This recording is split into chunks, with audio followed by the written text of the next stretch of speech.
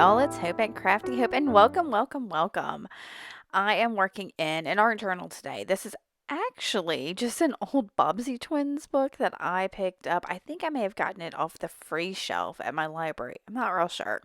But I've been working on altering the inside of it. It has gotten so fat and thick that the binding is breaking, and I've actually got pages that fell out of it, like one huge chunk of the front of it. So I may have to turn it into two separate bindings because it's just, yeah, I just have let it go beyond where its bounds. So, any case, I knew I need to keep this fairly thin. So, and I've been doing that a lot in this one, not adding a whole lot of bulk with thick 3D embellishments. But I am starting with collage just to cover up some of the text in the background. I don't cover all of it up because I feel like it really adds to this. And what I really felt like doing with this, I was really inspired going into this. First off, I wanted to do something real quick. I only had like 20 minutes before I had to leave for physical therapy, but I knew I needed to jump into a junk journal. But it's spring, y'all. Spring started on Sunday, and everything around here is in bloom and beautiful. And there's the bright green leaves that are coming out on the trees. And in this area, azaleas are prevalent. And my yard is covered in hot pink azaleas. And the sky's been gloriously blue, except when we are getting these torrential thunderstorms, which, well, it's spring. It happens. So I really kind of wanted to convey that pink and blue and greeny yellow, and so I started with some stamping. You see, I used what was it? Abandoned coral. Uh, oh my gosh, I can't think of it's citrus something. I'll put it in the description box below, and then broken china was the blue. Um, oh, my cat's knocking things off in the corner. Yay. Anyway, so once I got, and those are handmade stamps that I made. Yeah. Then I wanted to smear those a little, but instead of using water, I decided to use a little bit of gesso that adds some of the white. I thought maybe I could get these to blend out a little bit more, maybe blend together. It didn't do that, and that might be partly because of the different types of paper and materials I had going on there. It could have been the brush I had. I don't know. It's fine. This page works out regardless. It was a fun little experiment for me. And before I even tried this, I decided I wanted some coffee. So y'all, I didn't even reconstitute it with my spray because that's in another room.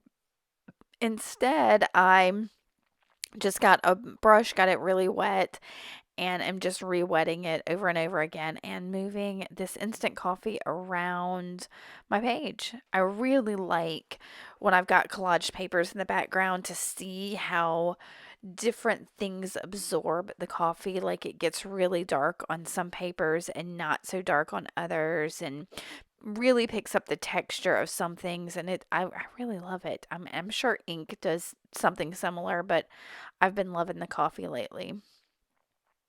Like I said, I was working with some of the pinks and stuff of spring, so I pulled out my favorite coral blush.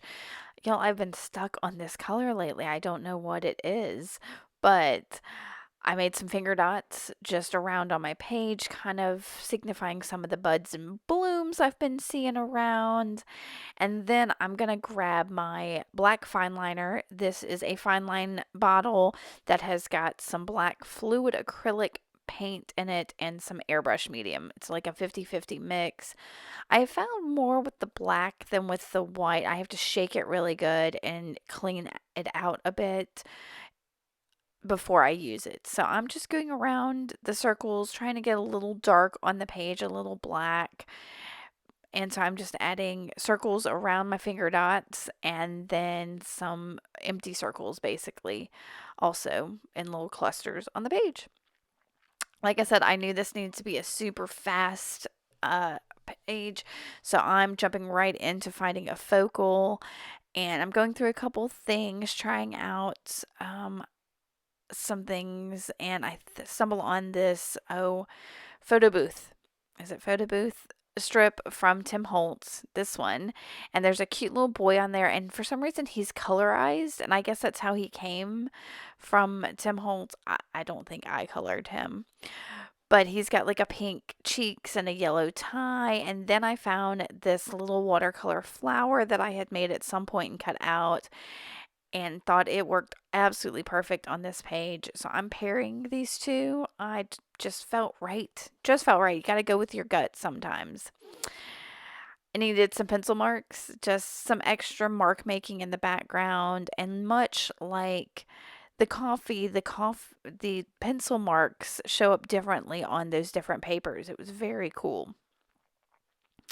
So I got those down, dried the paint and the fine liner a little bit, and then moved my little guy and the little flower around a little bit. During this, this felt a little choppy because I was taking pictures between it in the different locations. Sometimes, if you can get a view through a camera for some reason, you can feel whether or not your page is complete. So I'll show you some of that here in just a minute.